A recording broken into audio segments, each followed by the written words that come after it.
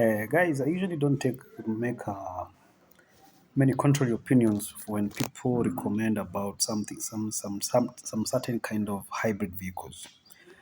I usually go along with them for the purpose of getting along with them. But at the end of the day, if you argue with me, I know what is right, and eventually, I know it's not about a matter of being me right, but a matter of you finding out the truth in the long run. I've always said that hybrid vehicles are a bit more cheaper to maintain than a conventional car, but most people will not believe me when I say that. And they'll tell me the hybrid battery is expensive, the hybrid batteries fails a lot. But the thing of the matter is let's get one thing clear. Now, like the Toyota Fielder, they have been having a lot of problems when you arrive in the country. I usually tell them have what we call pre-purchase checkup for each and every vehicle. You need to have a pre-purchase checkup. If you don't do a pre-purchase checkup, you'll I'll always end up having a vehicle which has problems or no problems. It will depend with you or with your luck.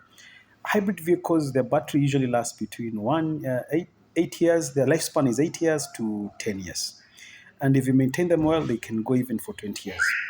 So you can imagine you're importing a car that is already 8 years. So that means you have 2 years to work on it, then the battery starts giving you issues.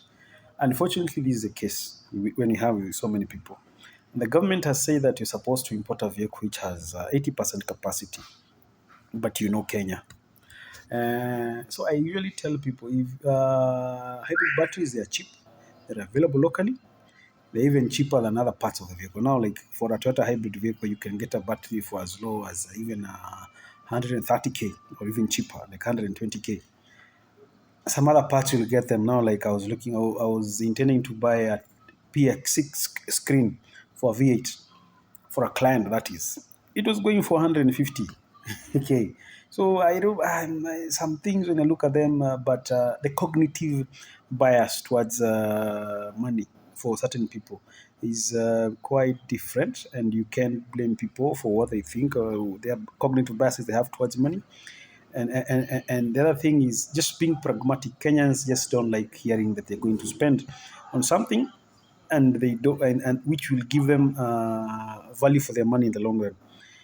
And that's why you see many Kenyans making so many financial mistakes.